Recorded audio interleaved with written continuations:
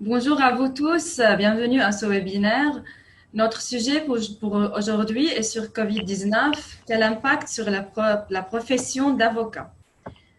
Une petite introduction à propos de l'Institut canadien d'expertise en droit international, CIFILE. L'Institut canadien d'expertise en droit international, CIFILE, est un institut indépendant, non politique et privé, qui travaille avec des groupes d'avocats internationaux et d'experts scientifiques du monde entier pour promouvoir la mise en œuvre du droit national et international. CIFILE facilite l'accès à la justice et aux professionnels du droit dans le monde entier et fournit des services juridiques, y compris l'expertise en droit international, le droit des contrats, l'immigration, la recherche d'un avocat dans différents pays, des cours et des publications.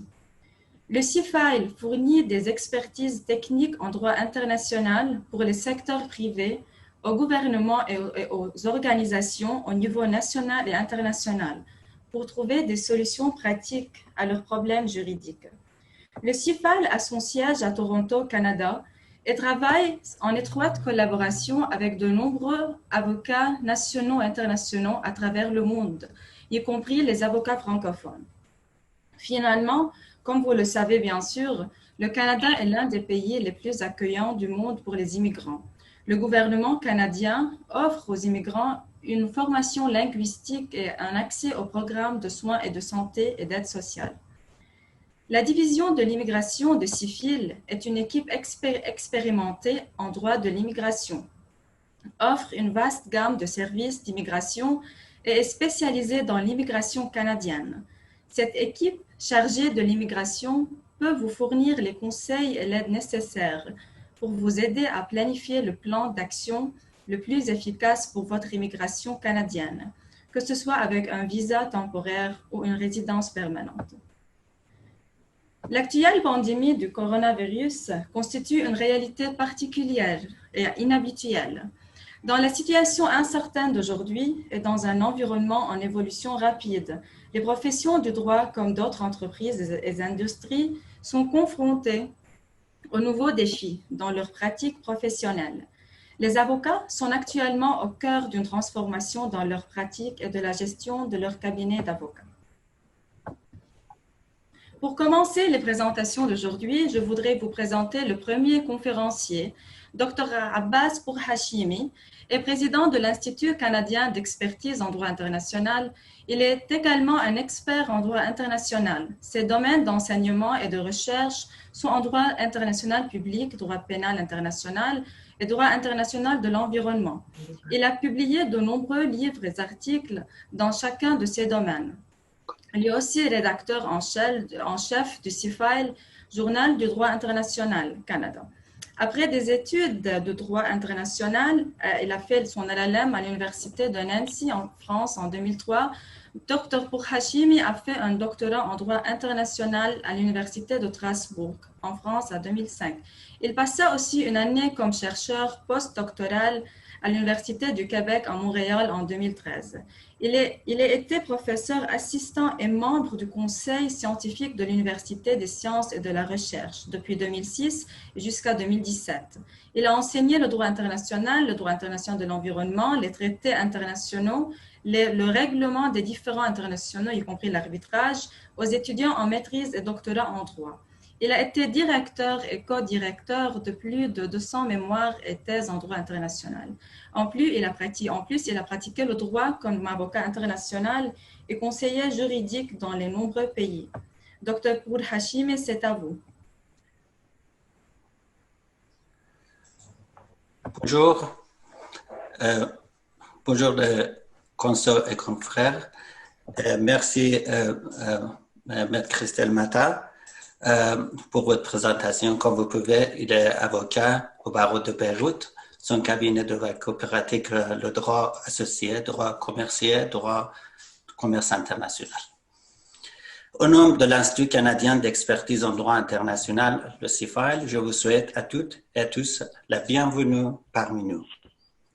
Je voudrais vous remercier tous les avocats membres de CIFILE pour accepter de participer exprimer leur point de vue dans ce webinaire. J'aimerais faire une observation générale au sujet des impacts de COVID-19 sur les professions de droit et expliquer comment cette pandémie a perturbé les activités et les opérations des avocats. On sait bien que les professions de droit ont été considérablement affectées par les restrictions sociales. La majorité des avocats subit une perturbation considérable de leurs activités depuis le début de cette crise sanitaire mondiale. Selon certaines recherches, 77% des avocats ont vu de nombreux changements dans les opérations quotidiennes de leur pratique de droit. Les avocats sont préoccupés par le succès des activités professionnelles, même en grande partie inquiets de gagner leur vie au cours des prochains mois. En effet, la pandémie a fondamentalement changé l'ordre juridique, économique et social du monde entier. Dans la situation incertaine d'aujourd'hui et dans un environnement d'évolution rapide, comme Maître dit, les professions de droit, comme d'autres entreprises, sont confrontées aux nouveaux défis dans leur pratique professionnelle.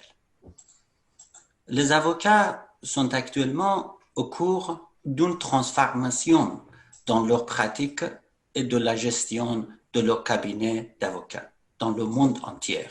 Il n'est pas toujours évident de trouver un équilibre entre responsabilité professionnelle des avocats et des relations avec les clients pendant la crise mondiale. Pour cette raison, en réponse à cette crise, les professions de droit devraient prendre certaines initiatives et mettre en œuvre certaines stratégies pour gérer leur cabinet. Les impacts de COVID-19 sur le cabinet d'avocats sont nombreux. Je peux mentionner par exemple les fermetures de certains cabinets, la diminution des activités, les services juridiques, l'absence de clients et annulation de rendez-vous avec les clients actuels et potentiels. L'une des solutions pour résoudre ce problème dans la situation actuelle est de coopérer avec d'autres avocats et développer ce réseau pour trouver de nouveaux clients. Autrement dit, essayer de trouver de nouveaux clients sur le marché national et international. La deuxième solution consiste à créer les options à moins coûteux pour les clients potentiels. Il est clair que la crise économique de la pandémie conduit à la limitation des dépenses de clients potentiels qui n'ont pas envie de dépenser l'argent pour le service juridique. Alors, il est important de proposer des honoraires plus bas et attractifs. Autre solution dans cette situation est d'avoir l'assurance professionnelle. Comme vous le savez, plusieurs assurances de responsabilité professionnelle comportent les clauses couvrant le revenu et la rémunération des avocats en cas d'interruption d'activité. La situation actuelle reflète de la demande croissante de la justice selon laquelle les avocats doivent avoir une stratégie pour aider leurs clients à résoudre leurs problèmes découlant de la COVID-19. Parmi les autres services, les cabinets d'avocats seront demandés d'aider les entreprises à résoudre leurs nouveaux litiges causés par le COVID-19, tels que la violation des accords partenariats, rupture de contrat dans une entreprise, par exemple. Un autre impact de la COVID-19, l'augmentation de la violence domestique, l'accès limité à la profession d'avocat, la fermeture de tribunaux, la limitation des services aux victimes sont principaux problèmes de la violence à l'égard des femmes dans le contexte de la pandémie. La population vulnérable, telle que les immigrés, en particulier les immigrés sans papier, sans avoir accès, doivent avoir accès à la justice et aux professionnels de droit pendant cette crise. En plus, la digitalisation de la pratique juridique et travail à distance sont les autres impacts de la situation actuelle. En effet, la distinction sociale fait désormais une partie de notre culture sociale. La COVID-19 a créé un environnement de travail virtuel et de pratique à distance. Les fermetures temporaires des tribunaux, des cabinets d'avocats conduisent à la nécessité d'utiles technologies, à l'ajustement numérique rapide pour accepter les nouvelles technologies dans la pratique juridique professionnelle. Dans ce contexte, les avocats doivent être prêts à participer aux audiences judiciaires par téléconférence ou vidéoconférence. Sur le plan professionnel, les avocats doivent tenir leurs clients raisonnablement informés et développer un développement important lié à leur représentation dans cette situation. Les avocats doivent expliquer la situation actuelle, les délais et toute décision aux circonstances affectant le droit et les responsabilités de leurs clients. Finalement, il est essentiel que les avocats se préparent à anticiper, gérer et adopter les nouvelles mesures pour continuer de perfectionner leur profession d'avocat. Les avocats doivent développer une nouvelle perspective basée sur la situation actuelle. La réponse des professions de droit à cette crise nécessite de prendre des mesures appropriées pour réduire les effets négatifs sur la profession de droit. Elle oblige les avocats de prendre des mesures de protéger des activités professionnelles, à fournir des services juridiques appropriés et abordables à leurs clients. Merci pour écouter ma présentation. Maître Christelle Mata, c'est à vous. Merci, docteur. Maintenant, je voudrais vous présenter Maître Benatal Toufik. Maître Toufik est avocat algérien inscrit au barreau d'Alger depuis novembre 2002 à ce jour. Il va nous parler sur le Covid-19, un défi à soulever. Maître Toufik, c'est à vous.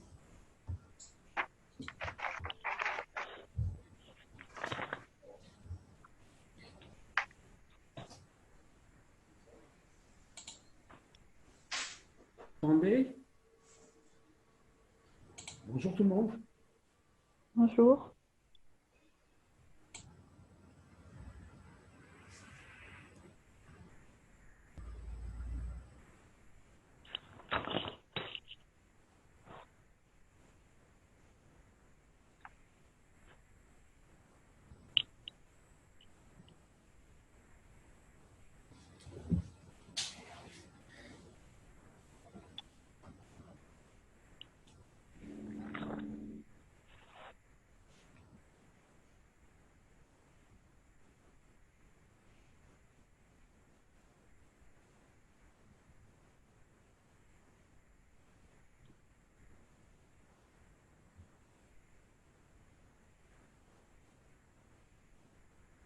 Bonjour.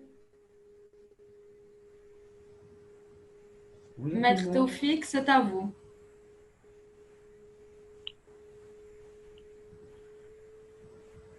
Bonjour tout le monde. Je pense que j'ai un problème. Oui, vous m'entendiez? Oui, Oui. bonjour.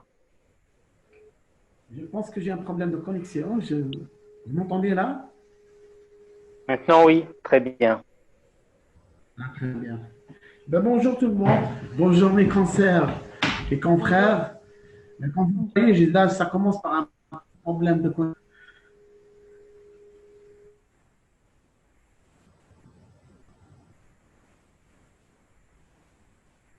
Vous m'entendez?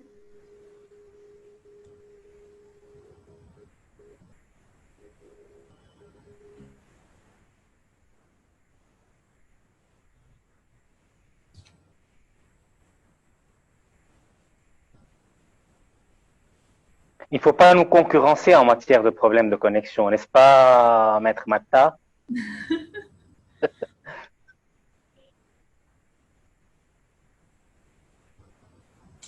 Sinon, je ne sais pas si vous voulez, on va continuer avec... Avec Maître Majdalani? oui, oui. Ok. On continue avec Maître Majdalani? Comme vous Et voulez, on vous voulez reprend que je Maître fasse ma Toufi. présentation Ok. maintenant? D'accord. Ok. Maître Majdalani est un avocat à la Cour inscrit au barreau de Beyrouth, prestation de serment en 2005. Trilingue, maîtrise le français, l'anglais et l'arabe. Il est basé à Beyrouth et a travaillé à La Haye et à Paris. Il est membre de la commission de la francophonie et des relations internationales à l'Ordre des avocats de Beyrouth. Il a une expérience professionnelle dans les disciplines suivantes: droit civil, droit commercial, droit pénal, droit administratif, droit international, y compris droit international public, droit de l'homme, justice internationale et arbitrage et droit social. Maître Majdalani, c'est à vous. Merci beaucoup. Bonjour et bonsoir en fonction du fuseau horaire. Docteur Tor Hachemi, président du Centre canadien d'expertise en droit international. Mes chères consoeurs, mes chers confrères, nous passons par une période assez délicate due à une épidémie sans précédent que même l'Organisation mondiale de la santé a appelée pandémie et qui a bouleversé toutes les activités professionnelles et même a chambardé la vie active. La vie juridique, le monde du droit n'en a pas été épargné. Et comme la profession d'avocat fait partie intégrante du monde du droit et est considérée chez nous comme l'une des ailes de la justice qui complète la magistrature, l'avocature et la magistrature se complètent, comme l'article 1er, surtout le 2 de la loi réglementant la profession d'avocat au Liban présente cette profession, la définit comme étant une mission, comme étant une profession qui consiste à réaliser la mission de la justice en fournissant des consultations, défendant, plaidant, et j'en passe. Néanmoins, cette pandémie et les mesures qui ont suivi l'ont affecté et, à première vue, on a cru que ça allait être paralysé. Nous avons, au Liban, à partir du 11 mars, il y a eu une mobilisation générale, fermeture, lockdown total, sans pour autant qu'il y ait un congé officiel à proprement parler, et la loi suspendant les délais n'avait pas encore été promulguée et de surcroît pas encore publiée. Alors, que fallait-il faire pour les avocats? Les tribunaux n'étaient pas totalement fermés, mais de très rares fonctionnaires hantaient les lieux et les déplacements en raison de l'imposition pair et impair au numéro de plaque d'immatriculation ont été rendus encore difficiles. Il y avait pour les avocats deux options. D'abord, soit demander des délais supplémentaires pour éviter de faire perdre à leurs clients leurs droits, soit attendre la promulgation de la loi. Il pouvait se justifier par la théorie des circonstances exceptionnelles et l'existence d'une épidémie ou d'une pandémie constitue des circonstances exceptionnelles qui justifient l'inobservation des règles de droit ordinaire et la force majeure. Néanmoins, tout ceci reste tributaire de l'appréciation du juge. L'Ordre des avocats de Beyrouth a voulu pallier un peu à ce problème. Il a... Allô, vous m'entendez? Oui. Vous m'entendez? Oui. Oui, oui. Oui. il a mis en place une cellule de crise, qu'on appelle Task Force, pour, en coordination avec le Conseil supérieur de la magistrature et le ministère de la Justice, pour faciliter en quelque sorte et le travail des avocats et celui des justiciables, mais c'était limité au cas seulement de demande de remise en liberté de détenus en garde à vue ou de détenus définitivement condamnés qui purgent leur peine mais qui sont éligibles pour demander des libérations anticipées. Le Conseil supérieur de la magistrature a donné aussi aux avocats l'occasion de déposer des requêtes auprès du juge des référés uniquement pour les affaires urgentes devant le juge des référés par courrier électronique. Donc, ça a favorisé la justice électronique de facto au Liban. De même,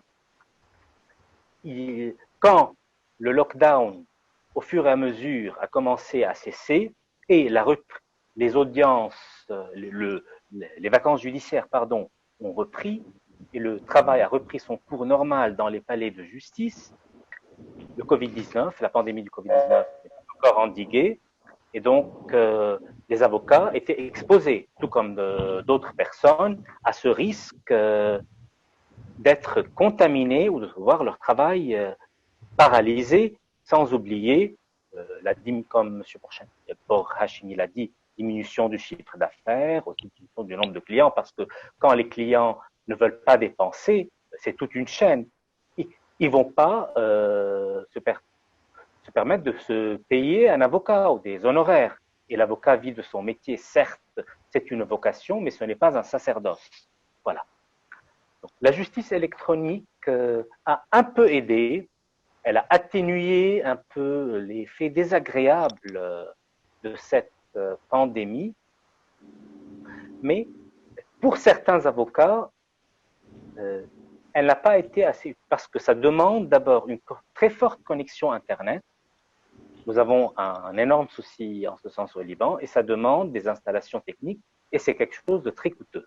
La justice électronique, ça a été uniquement pour, comme je l'ai dit, les cas d'urgence, les cas de violence domestique, les cas de remise d'un enfant, en matière de garde d'enfant. Dans cette période-là, par exemple, je peux citer un exemple, une expérience personnelle. Avant la promulgation de la loi sur la suspension des délais, j'ai dû avoir à présenter un pourvoi en cassation en matière prud'homale. Le délai est plus raccourci de 30 jours et le client m'est venu 15 jours avant l'expiration du délai, en pleine période de lockdown. Je n'ai pas pris le risque, j'ai été au palais de justice et j'ai déposé ce pourvoi. La loi du 14 mai 2020, la loi 160, a beaucoup aidé, a beaucoup facilité la tâche des avocats et des justiciables en suspendant les délais, d'abord jusqu'au 30 juillet et ensuite par la loi 185 du 19 août jusqu'au 31 décembre. Donc aujourd'hui au Liban, les délais de forclusion, les délais légaux, les délais administratifs qui sont prévus par un texte de loi sont suspendus, y compris aussi les délais de prescription, sauf en matière pénale. Il y a de très rares exceptions concernant la garde de l'enfant, la pension alimentaire ou les délais laissés à l'appréciation unique du juge ou de l'administration que eux-mêmes octroient. Donc, cette loi sur la suspension des délais a permis aux justiciables, et bien de surcroît à leurs avocats, d'éviter les effets négatifs de la pandémie de Covid-19 sur leurs droits. Bien sûr, il y a des créanciers qui ne sont pas contents, mais les débiteurs sont très contents. Voilà. Tout récemment, après la reprise des audiences, le Conseil supérieur de la magistrature a décidé qu'il n'y aura pas des audiences qu'exceptionnellement, juste pour les plaidoiries, il y aura échange d'écriture au greffe entre les avocats. Néanmoins, il faut toujours qu'il y ait un huissier qui vienne pour notifier l'avocat à son cabinet. Il n'y a pas encore une voie de notification électronique instaurée au Liban. Ça a besoin d'ailleurs d'un texte de loi. Et j'aimerais aussi attaquer un autre souci, le souci des déplacements encore des détenus et des avocats dans les tribunaux. Tout récemment, il y a eu certaines régions qui ont été très contaminées et l'État a décidé leur fermeture, de les placer en zone rouge. Il y a des avocats qui habitent dans ces régions-là, il y en a qui n'habitent pas. Alors, on a décidé que ceux qui ne peuvent pas se déplacer doivent avertir par téléphone, soit le greffier, soit le juge, et l'excuse sera acceptée. Pour les démarches auprès des tribunaux, les avocats ont commencé à s'habituer davantage à les faire par téléphone, de téléphoner au greffier, au président du greffe ou à l'huissier, pour être au courant du développement de la procédure. Et le WhatsApp a beaucoup aidé pour la communication. Tout ceci afin d'éviter les déplacements physiques et donc le risque de contamination vu qu'il pourrait y avoir un grand nombre au palais de justice.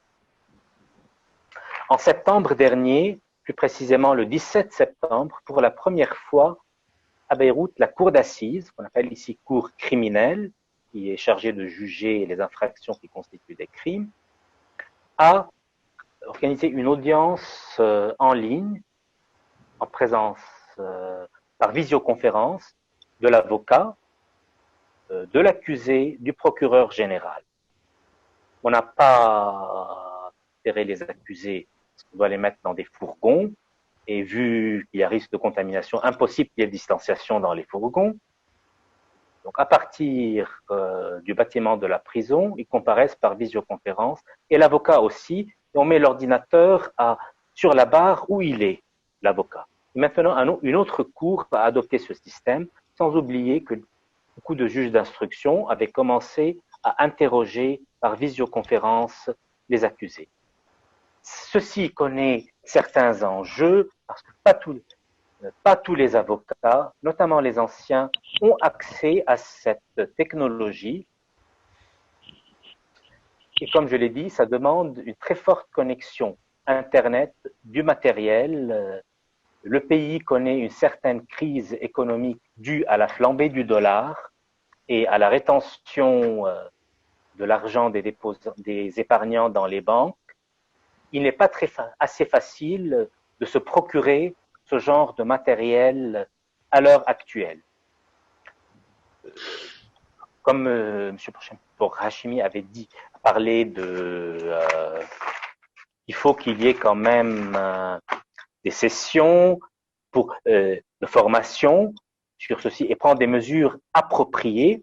En effet, il faut peut-être habituer davantage les avocats au travail à distance, au travail électronique pour pouvoir faciliter leurs tâches, pour que leur travail ne soit pas paralysé, pour aussi éviter de faire perdre aux clients leurs droits ou de leur faire prévaloir leurs droits qui sont urgents et qui ne peuvent pas attendre. Le dernier point que j'aimerais attaquer, aussi pour les avocats, les élections ordinales. Aujourd'hui même, nous avons eu un arrêt de la Cour d'appel de Beyrouth, la 11e chambre civile, qui a invalidé une décision prise par le Conseil de l'ordre de rejeter la candidature d'une avocate parce qu'elle était présentée hors délai. Selon la loi, les candidatures doivent se présenter avant le 1er octobre précédant les élections au Conseil de l'ordre ou les élections du bâtonnat. Elle a attaqué devant la Cour d'appel et elle a demandé même de suspendre l'Assemblée générale pour l'élection du Conseil de l'ordre. La Cour d'appel a tranché et a décidé que la loi ne distingue pas entre, parce qu'au Liban on dit naqaba, naqaba, ça peut signifier syndicat comme ça peut signifier ordre. Il a considéré que la loi ne distingue pas, et en effet l'interprète ne doit pas distinguer là où la loi ne distingue pas. Et l'ordre des avocats est lui aussi concerné par la loi prorogeant les délais jusqu'au 31-12. Donc, les candidatures peuvent se présenter jusqu'au 31-12. Et a fortiori, puisque les candidatures peuvent se présenter jusqu'au 31-12 au lieu du 39, les élections ne peuvent avoir lieu avant. Donc, il a indirectement ordonné le report des élections. Je conclus que notre profession est face à un nouveau défi, à une sorte d'imprévu. Vu que je considère que l'avocat, rien ne doit l'ébranler, il doit être toujours entraîné à faire face à ces situations, à savoir, dans la mesure du possible, les contrôler afin de sauvegarder ce qui est précieux dans son métier, faire valoir aux gens leurs droits. Je vous remercie. Merci beaucoup, Maître Majdalani. Maître Toufik? Oui, c'est vous à vous. m'entendez? Ouais. Vous m'entendez? Bonjour mes consoeurs et confrères. Est-ce que vous m'entendez? Oui. Oui. Oui, d'accord. Eh bien, moi, je vais commencer d'où il a terminé mon confrère de Beyrouth, de Barreau de Beyrouth. Il parle de la modernisation et d'introduire la technologie pour la profession d'avocat. Vous avez peut-être remarqué au début que je n'ai pas pu me connecter. Et c'était à cause de la connexion d'Internet. Et en ce moment, c'est instable et tout. Moi, je vais parler en tant qu'avocat algérien. C'est ce Covid, bien que ce fut un drame, pas pour les avocats, pour le monde entier. C'est parce que la première fois que le monde, sur les 5 continents, presque, il a fermé. Et donc, ça a été là, au début, ça a été la panique. Ça a été la panique pour toute la population mondiale. Ce qui fait que moi, en tant qu'avocat, on a été touché de plein fouet, puisqu'on a, à partir du 17 mars, le gouvernement algérien a pris la décision de suspendre toute activité. Et on s'est mis dans un confinement total. Et sans qu'il y ait une moindre explication ce qu'on doit faire, nous, en tant qu'avocats. Mais vu l'urgence, personne n'a contesté cette décision, puisqu'il fallait sauver les vies humaines. Et surtout devant le fait qu'on arrive, on ne comprenait pas, au début, on ne comprenait pas ce qu'était ce virus. Heureusement qu'à partir du mois de mai, on va dire jusqu'au mois de juin, les choses commençaient un petit peu à s'améliorer, puisque je parle de l'Algérie, la situation commençait à devenir de plus en plus contrôlable. Et donc, on a commencé à penser comment on allait reprendre le travail. Nous, on était en Algérie au mois de mars, on ne va pas dire que c'était au début de l'année judiciaire, mais on était presque à mi-chemin. Donc, ce qui fait qu'il y avait beaucoup d'affaires qui étaient pendantes. Et donc, le justiciable algérien avait des difficultés, c'est-à-dire qu'il se posait toujours des questions, non à la justice, mais à l'avocat. Ce qu'on doit faire, où on est avec son affaire. Et vu les moyens de bord, avec les moyens qu'on travaille, avec les moyens, je suis obligé de le dire, les moyens archaïques, on est aussi, vous savez, entre moi et mon confrère qui a 40 ans d'exercice dans la profession d'avocat, sur les moyens de bord, on est presque sur le même pied d'égalité. C'est pas normal qu'on est en 2020 et que je travaille avec les mêmes moyens. Je parle de la profession d'avocat, je parle pas à titre personnel. Je peux, moi, avoir les moyens de communication, je peux avoir de l'Internet, je peux avoir des PC, je peux avoir des téléphones de dernier cri. Mais si ce n'est pas cette technologie ou ce que j'ai comme moyen à titre personnel, s'il n'est pas généralisé, ça ne servira à rien. Donc, Donc, j'ai eu beaucoup de difficultés, puisque le client algérien, je ne sais pas si vous partagez, vous avez le même problème qu'ailleurs. Le client algérien n'a pas l'habitude de prendre contact avec l'avocat par Internet ou par les moyens de communication actuels, modernes. C'est le seul contact qu'il a, c'est un contact physique. Mais malheureusement, depuis le mois de mars à ce jour, à chaque fois que j'ai un contact physique avec un client, je prends beaucoup de risques sur le plan sanitaire. Et avec l'arrivée, le deuxième vague du Covid, donc je suis entre le clou et le marteau. À la fois, je dois travailler, mais en même temps, je dois prendre des risques. Qu'est-ce que je dois faire? Nous avons ce que mon confrère de Beyrouth il vient de le dire. On peut, si c'est au début, les choses n'étaient pas claires, je peux le dire que maintenant, les choses sont très, très claires. Il y a certaines professions, certaines activités qui sont essentielles dans la vie du citoyen, comme la justice. La justice, c'est quelque chose, on peut pas mettre, par exemple, une usine, on peut arrêter une usine pour quelques moments, mais la justice, c'est impossible de mettre la justice au sursis. Il faut la remettre sur pied. Mais pour remettre la justice sur pied, sans mettre la vie des autres, quand je parle des autres, c'est des auxiliaires de justice, c'est le justiciable lui-même en danger sur le plan de santé, il faut donner des moyens sur le plan technologique. Et ces moyens-là, moi, je ne pense pas que ce sont des moyens qui sont extraordinaires. Je parle de l'Algérie, c'est un pays qui a les moyens de faire ça. Et nous avons vraiment les moyens de faire ça. Nous avons le potentiel humain et matériel où on peut facilement enrôler une affaire, par exemple, d'une manière électronique. Mais nous, moi, en tant qu'avocat, je fais tout sur le plan manuel. Je suis obligé de me déplacer sur le lieu, dans les juridictions, pour amener une information. Je suis obligé de me déplacer pour enrôler une affaire. Je suis obligé de me déplacer pour assurer une audience en matière civile, alors qu'ailleurs, et pas loin de moi, à 2 points, à 1 heure de vol d'oiseau, il y a des gens qui peuvent envoyer leurs conclusions par un message électronique et que c'est les juridictions qui partagent ces conclusions avec les gens qui sont partis au procès, alors que chez nous, on fait tout d'une manière manuelle. On est en 2020 et c'est pas normal. Et je comprends pourquoi il y a ce retard sur le plan de la bonne gestion de la justice dans certains pays tels que l'Algérie. J'aurais aimé avoir ces moyens.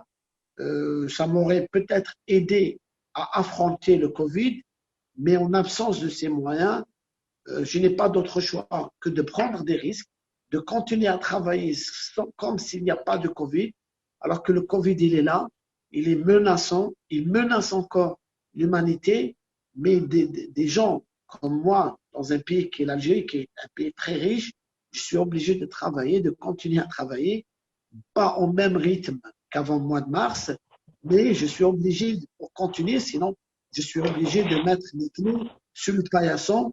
Et moi, je n'ai pas appris d'autres métiers que le métier d'avocat. Voilà. En ce moment, je n'ai pas d'autre choix que de travailler dans ces conditions. J'essaie avec certains clients d'utiliser la technologie, mais ce n'est pas tous les clients qui acceptent ça. Il y a certains clients qui ont, je dirais pas qu'ils n'ont pas, qui ont un problème de confiance, mais ils ont l'habitude de traiter physiquement avec une personne et ils font pas la différence entre le marchand du quartier et un avocat. C'est-à-dire pour eux, pour s'assurer que la personne existe, ils doivent le voir. Donc moi, je me rappelle au mois de mai, il y avait certains de mes clients, je vous parle de moi, ils m'appelaient, je leur disais que c'est pas possible de venir me voir au cabinet.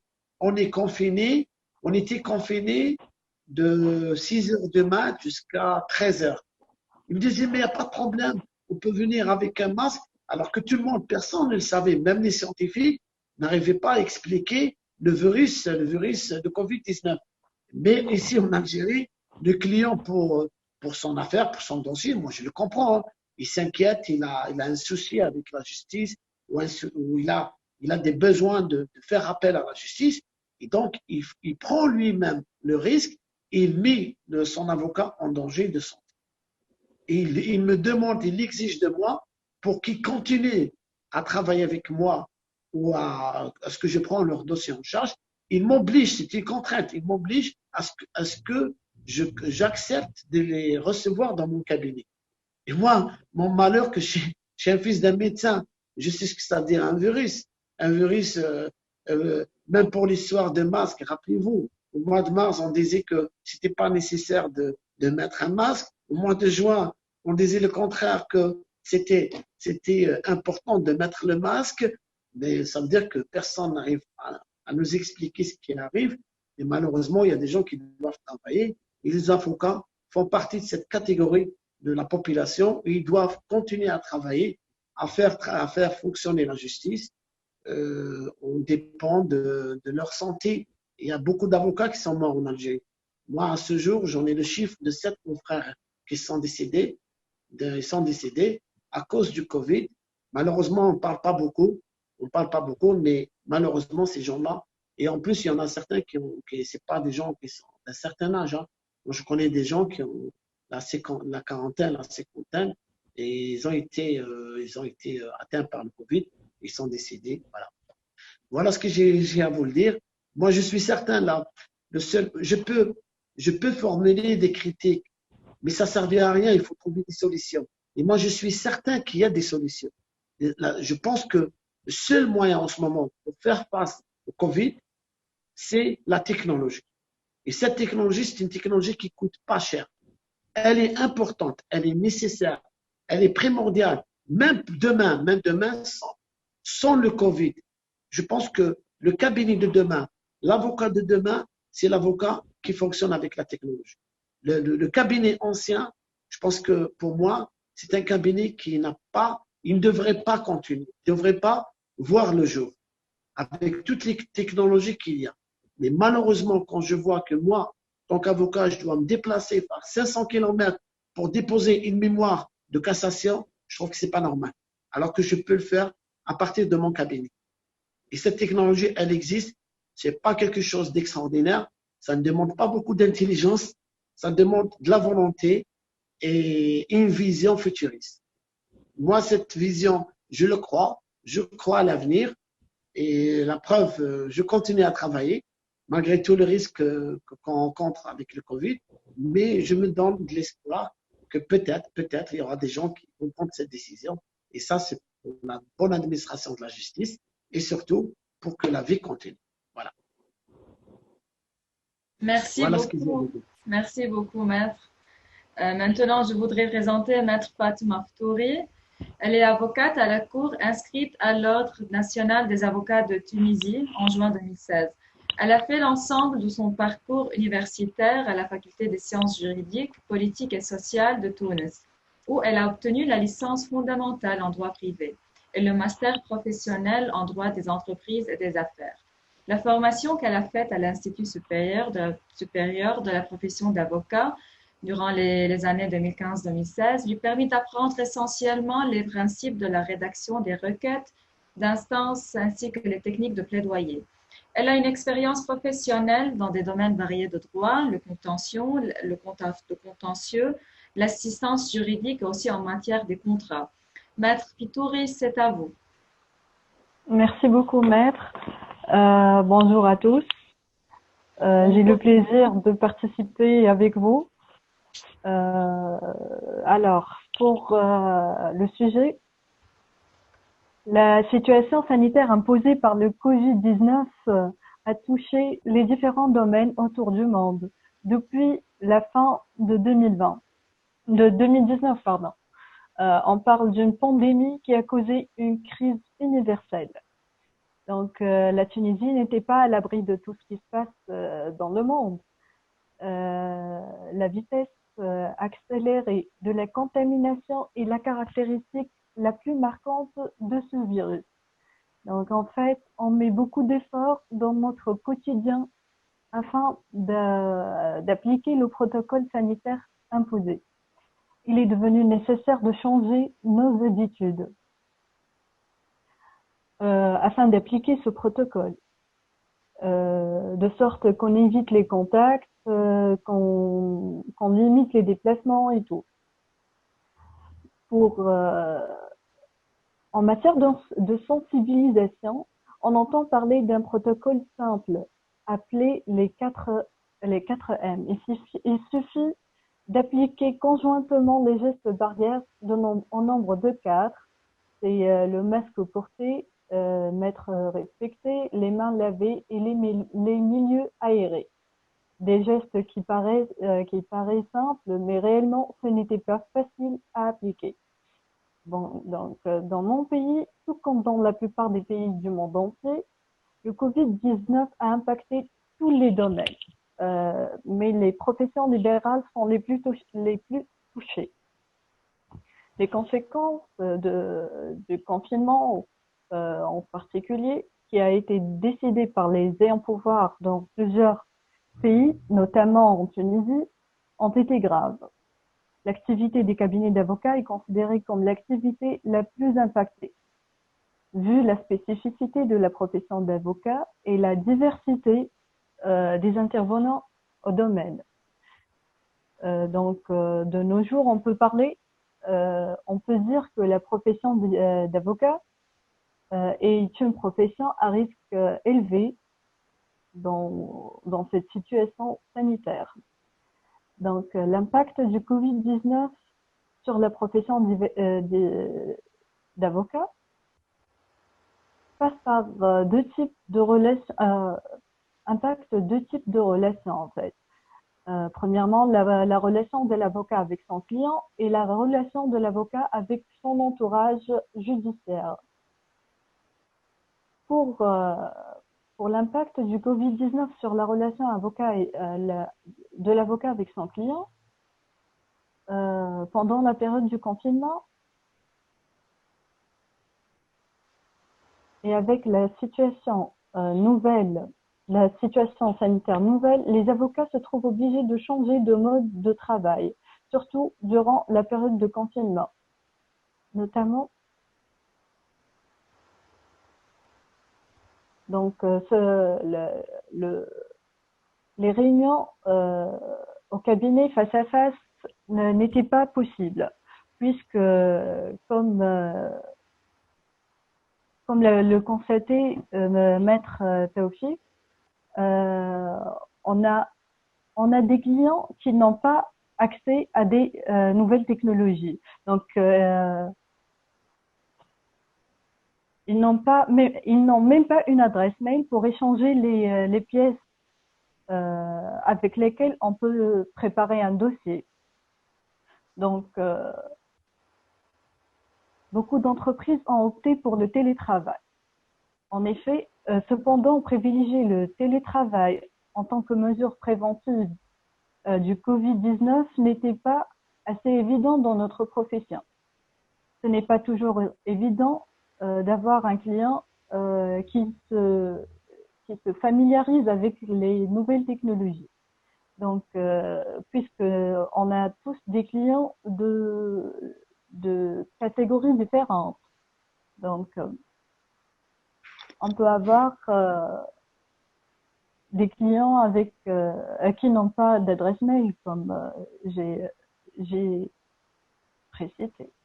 Donc, cette nouvelle forme de travail à distance n'a pas réussi à résoudre le problème de la cessation de l'activité de l'avocat durant la période du confinement. Après le déconfinement, en Tunisie, après une période de confinement qui a duré environ 2 mois, on a opté à un confinement ciblé à partir du 4 mai 2020.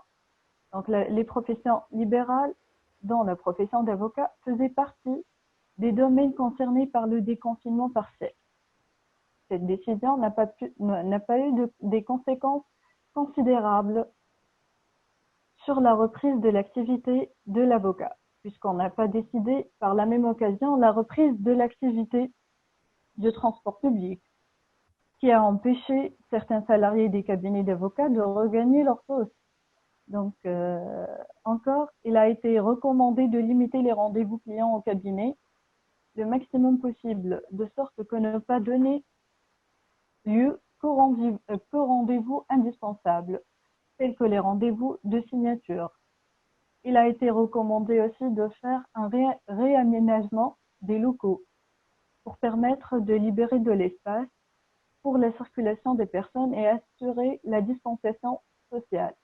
Cela n'était pas évident pour tout le monde, puisqu'il y a des petits cabinets, des petits locaux où on exerce la profession d'avocat.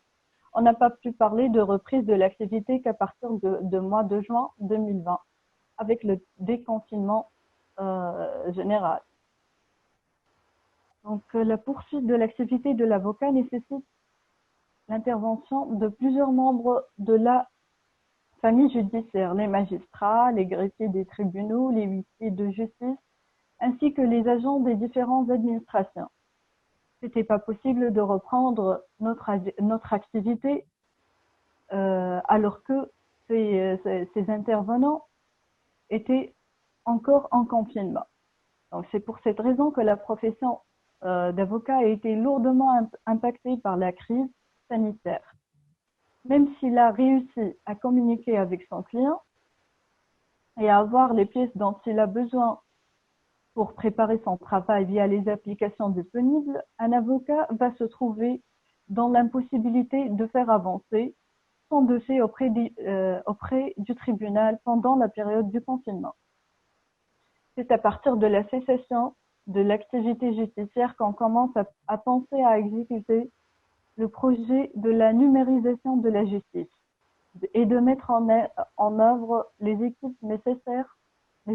équipements nécessaires pour que ce projet voie le jour. Le 7 octobre 2020, c'est une date à retenir en Tunisie, une audience à distance a été organisée pour la première fois au tribunal de première instance de Sousse. Finalement, le Covid-19 a mis un grand défi. Comment trouver un équilibre entre la sécurité des différents intervenants du domaine judiciaire et la continuité de l'activité. Merci pour vous. Merci beaucoup, Maître Fitouri. Maintenant, je voudrais présenter Maître Adam Mokrani. Maître Mokrani est un avocat tuniso-algérien ayant une pratique africaine et maghrébine en droit des affaires. Sa spécialisation en droit des ressources naturelles et en gouvernance énergétique lui a permis de faire partie de l'équipe qui a révisé les modèles des contrats pétroliers tunisiens. Il est membre de l'Association algérienne de l'industrie du gaz, fondateur de Tunisia Energy Society et du groupe d'études sur les ressources naturelles et énergétiques en Tunisie. Adam est très impliqué dans la société civile. Il a intégré des organisations internationales comme le GCI et a créé des associations et des initiatives impliquées dans la lutte antiterroriste et la gouvernance locale. Il a mené des études avec des ONG sur la réforme sécuritaire et la lutte contre le blanchiment d'argent. Maître Mokrani, c'est à vous.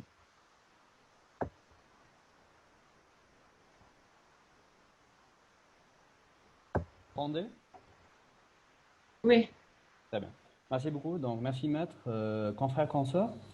C'est un plaisir aujourd'hui de partager avec vous cette conférence, de parler de l'impact du Covid-19 sur la profession d'avocat. Je voudrais tout d'abord adresser mes remerciements à Dr Hashimi et le CIFAE pour nous avoir laissé la possibilité aujourd'hui de parler de cette thématique très importante pour l'avenir de la profession d'avocat. Avant de commencer, une petite pensée à notre confrère Elias Sezine, maître Elias Sezine qui nous a quittés, c'est un confrère barreau de Tunis qui nous a quittés la semaine dernière et il a succombé au Covid-19. Donc, cela rejoint ce qui a été avancé par mes chers confrères et consoeurs que la profession d'avocat aujourd'hui, c'est une profession très risquée. Donc, maître Fitouri a eu la possibilité de vous présenter la situation générale sanitaire en Tunisie. Là, en Tunisie, on a eu deux vagues. Une première vague au mois de mars. Il y avait un confinement général. Des mesures exceptionnelles ont été décidées par le gouvernement. D'ailleurs, le Parlement a voté, elle a mis en œuvre l'article de la Constitution qui permet au chef du gouvernement de légiférer par voie de décrets-lois qui seront bien évidemment validés a posteriori par le Parlement. Et parmi les décrets-lois qui ont été adoptés, il y avait des mesures exceptionnelles en matière de prolongation de délai et en matière de suspension de délai. Donc, on a entamé après, donc, il y avait une première vague qui n'était pas vraiment très menaçante pour la profession d'avocat en général ou bien pour la Tunisie sur le plan sanitaire, mais bien sûr, les retombées économiques étaient énormes parce que tout le pays, il était bloqué, il était enfermé durant presque un mois, plus qu'un mois d'ailleurs. Donc, on a commencé un déconfinement progressif. Là, j'utilise le terme officiel du ministère de la Santé publique à partir du mois de juin. Mais malheureusement, aujourd'hui, on reprend avec la deuxième vague qui est très dangereuse. Le nombre de décès en Tunisie, elle est en train de s'élever.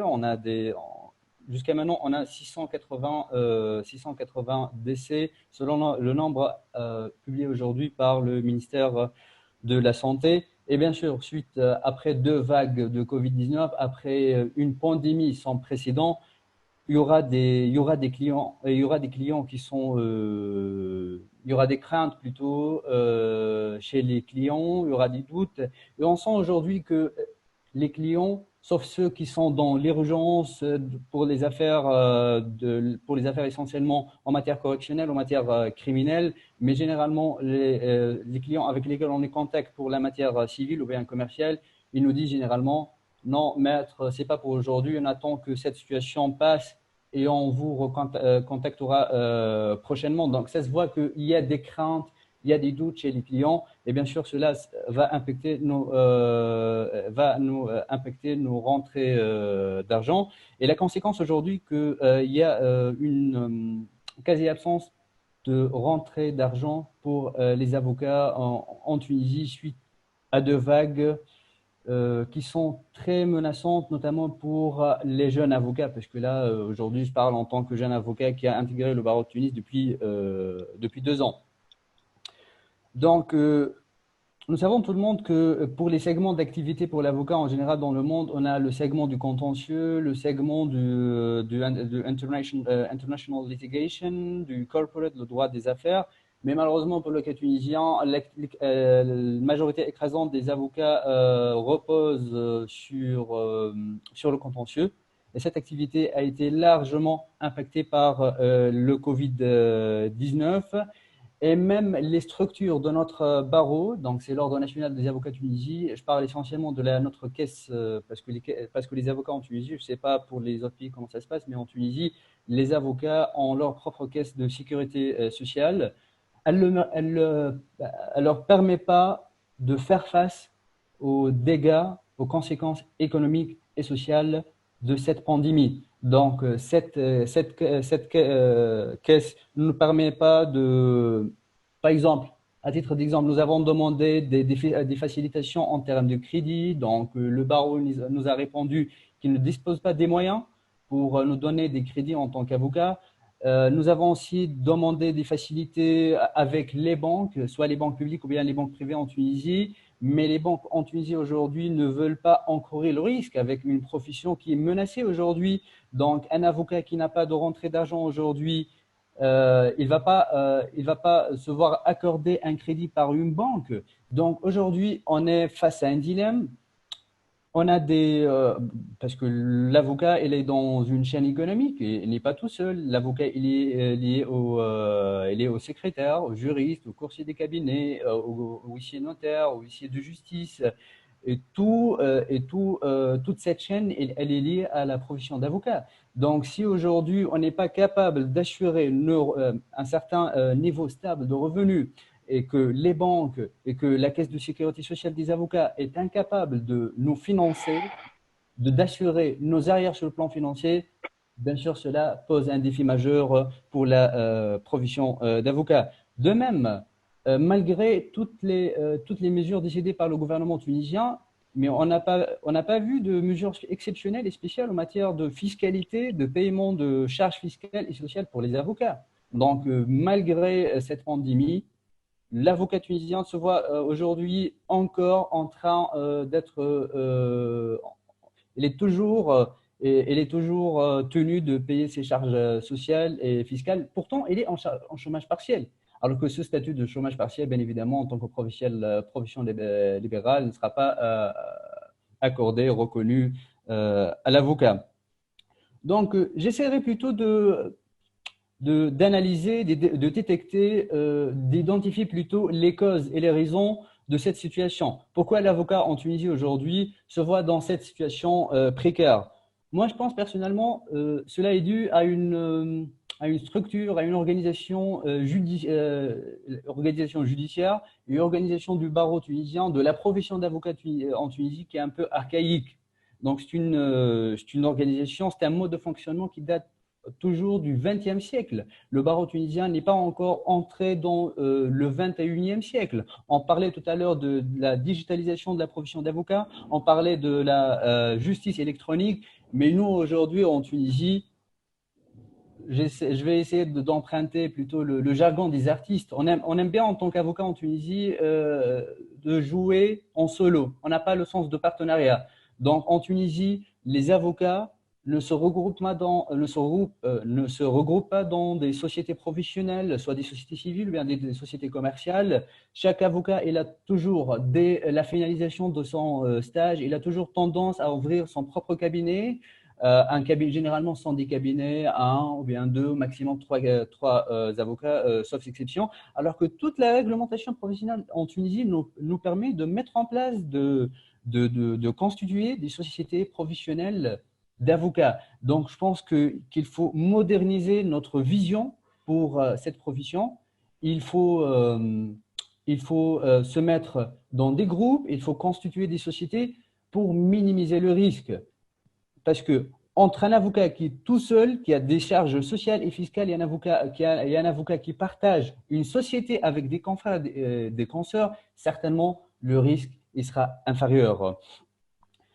Je parlais aussi de développement de l'activité. Là, j'ai l'impression qu'en tant qu'avocat en Tunisie, on gère le quotidien. Qu'est-ce que je veux dire par gérer la gestion du quotidien? Ça veut dire on fait généralement que du contentieux.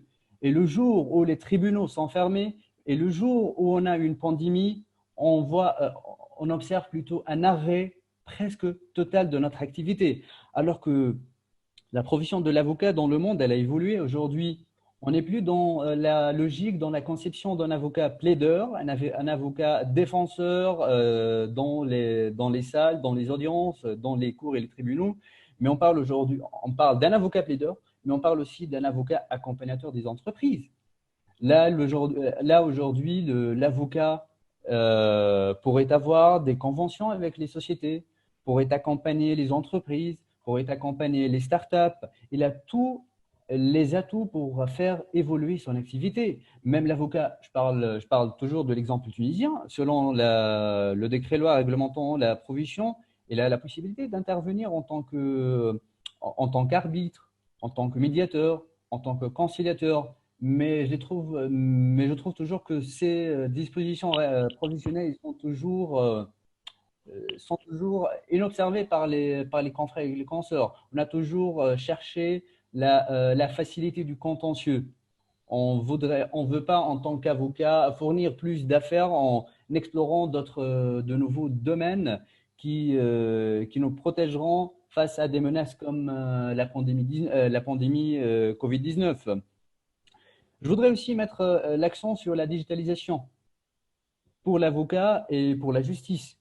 Donc, pour notre profession, comme tous les confrères, je pense qu'ils l'ont mentionné, jusqu'à aujourd'hui en Tunisie, on échange les rapports, les mémos entre avocats avec des hard copies, avec du papier, alors qu'on n'utilise pas nos emails professionnels. D'ailleurs, généralement, la majorité des avocats n'ont pas d'adresse mail professionnelle, sauf les sociétés, les grandes sociétés, les grandes boîtes qui ont des emails professionnels. Mais nous, généralement, on travaille avec des Gmail, bien des Yahoo, bien des Hotmail. Donc, cela, bien sûr, pose obstacle à la signature électronique. Si on voudrait développer la profession d'avocat vers plus de digitalisation, il faudrait tout d'abord créer des sites web, avoir des adresses mail professionnelles pour appliquer les protocoles de signature électronique. Si on voudrait échanger électroniquement et à distance des mémos et des rapports entre les avocats. Au niveau des tribunaux et au niveau de l'organisation de la justice, le service il est très archaïque. Je parle du cas tunisien. Donc, on est toujours obligé de se déplacer au tribunal en Tunisie pour assurer le suivi de nos propres affaires, pour demander de simples copies des jugements, pour n'importe quel service que vous pourriez imaginer. Alors que, bien sûr, comme Maître Taoufir vient de l'évoquer, il suffit par une simple plateforme avec une coordination entre notre ordre national, bien le barreau de pays, et avec le ministère de la Justice et le Conseil supérieur de la magistrature, de créer une plateforme d'échange entre les chambres, entre les magistrats et entre les avocats. Donc, dans le cas d'une pandémie, dans le cas du Covid-19, dans le cas d'un risque sanitaire menaçant, je ne vois pas l'intérêt de se déplacer à un tribunal si on dispose des plateformes capables de nous donner la possibilité, de nous accorder la possibilité d'échanger même avec les tribunaux par voie électronique. Mais aujourd'hui, par des efforts personnels, certains confrères en Tunisie ont commencé à échanger, à mettre en œuvre des articles qui n'étaient pas applicables dans le Code de procédure civile en Tunisie. Ils ont commencé à échanger les rapports et les mémos par voie électronique. Je parle aussi du développement, du business development de l'avocat en Tunisie. Donc, je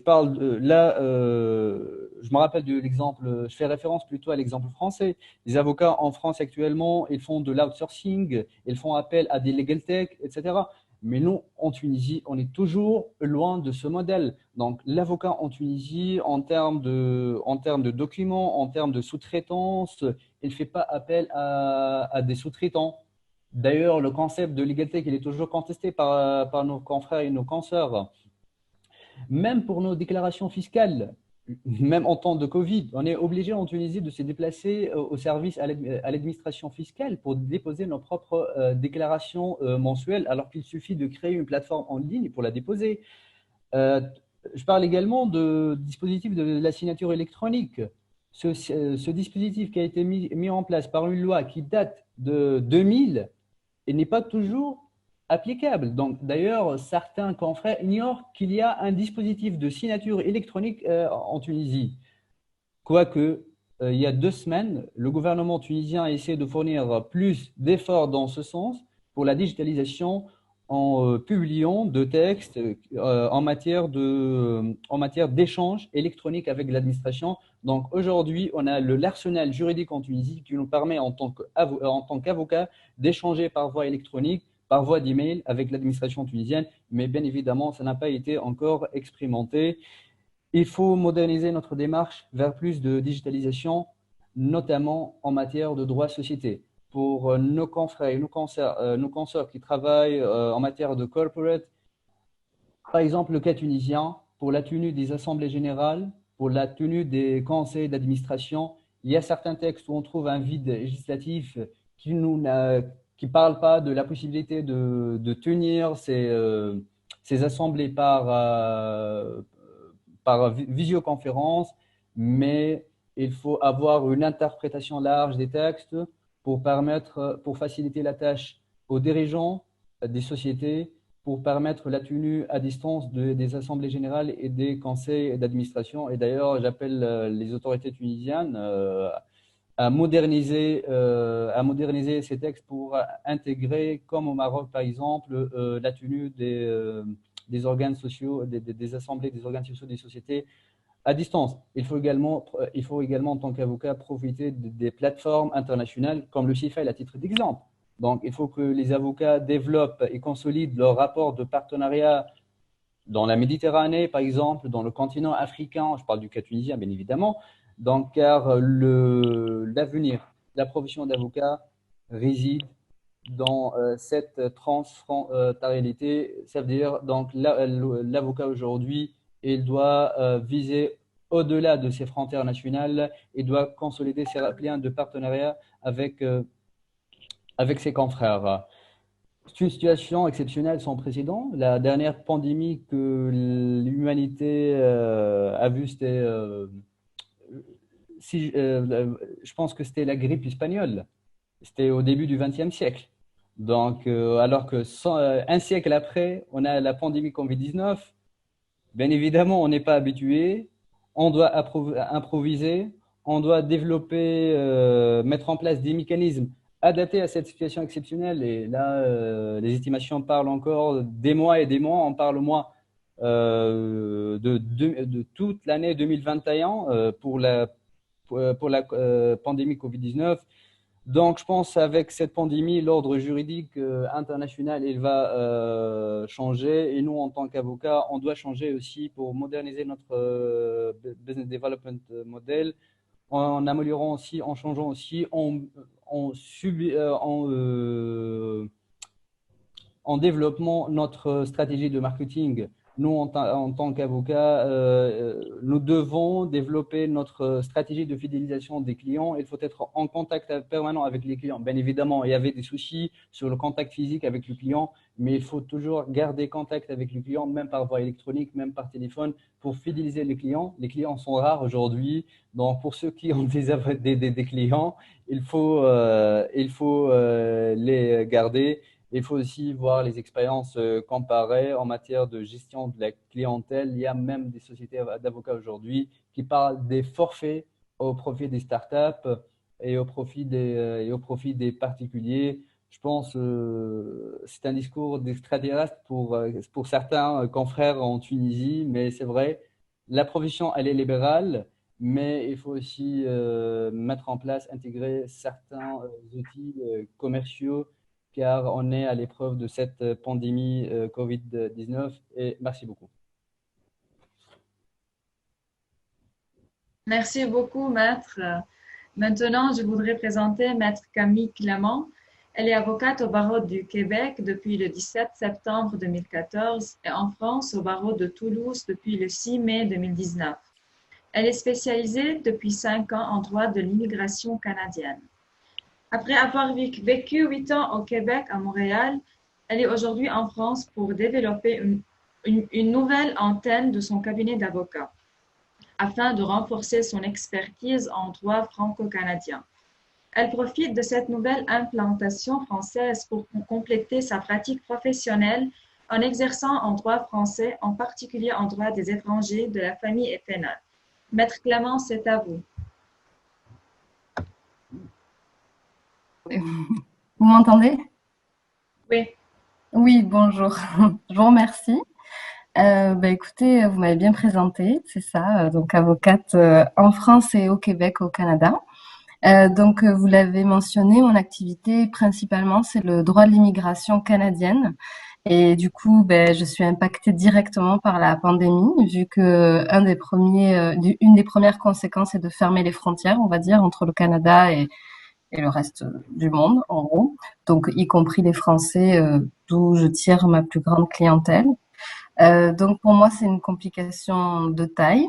Forcément, je dois m'adapter en conséquence parce qu'aujourd'hui, heureusement pour moi que j'avais des clients avec des dossiers qui étaient en cours de traitement depuis avant la pandémie. Donc, évidemment, tous ces clients-là restent mes clients. Mais pour avoir des nouveaux clients aujourd'hui, la difficulté, c'est d'anticiper les délais et comment expliquer à mes clients, écoutez, oui, on peut demander un permis de travail, mais actuellement, nous n'avons aucune connaissance des délais. Nous ne savons pas quel permis est traité en priorité ou non. Vous aurez peut-être une chance de l'avoir, mais peut-être pas. Donc, comment expliquer à la fois aux candidats français qui voudraient s'expatrier au Canada et à la fois à l'employeur qui voudrait le recevoir. Donc, tout ça rend vraiment les choses très compliquées et du coup amène les clients à être plus plus inquiets à prendre leur temps, donc voilà, plutôt que de s'engager dans une démarche d'immigration. Donc j'ai pris l'exemple d'un permis de travail, mais c'est la même chose pour des permis d'études, vu qu'actuellement la plupart des études se font en ligne. Donc les candidats ne sont pas obligés d'aller au Canada pour les faire, ou du moins pour les faire, il faudrait qu'ils soient par exemple des scientifiques, qu'ils soient obligés d'être dans un laboratoire, des choses comme ça. Donc du coup, ben, c'est pareil, ça peut les refroidir parce que tout un projet derrière de rester au Canada de manière permanente après peut être mis en question par le fait de ne pas être présent sur le territoire. Donc ça rend mon activité voilà complexe et je dois forcément m'adapter.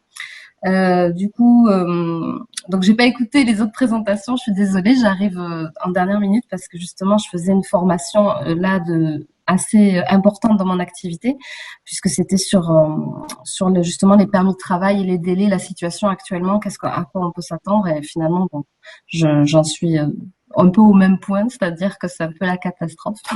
On sait vraiment pas grand-chose en fait. On nous dit, le gouvernement est très flou et très voilà. Donc tout ça pour dire que j'ai dû m'adapter et que je devrais encore m'adapter, c'est certain, ces prochains mois. Lorsque j'étais en confinement, puisque je suis en France, je réside en France, donc je pense pas que voilà, je sais pas s'il y a d'autres Français qui sont présents, mais il y a eu le confinement total pendant 2 mois, donc on était obligé de rester chez nous, tout ça. C'est une période qui m'a forcément fait réfléchir et du coup qui a accéléré un projet que j'avais déjà, qui était de développer plus mon activité en droit français. Puisque même si je suis en France, j'exerce donc principalement pour le Canada. Du coup, j'ai décidé d'orienter ma carrière différemment et voilà, d'approfondir en faisant des formations, en allant à la rencontre de mes collègues avocats français pour développer une autre branche donc de mon activité.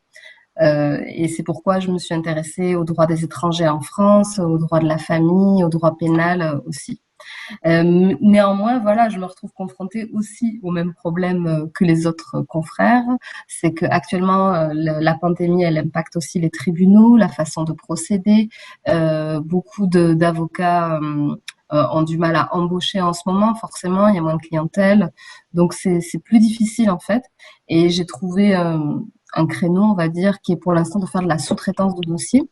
C'est un moyen qui me permet quand même, voilà, de gagner un peu d'argent sans être embauchée. Donc je le partage si ça peut intéresser d'autres collègues.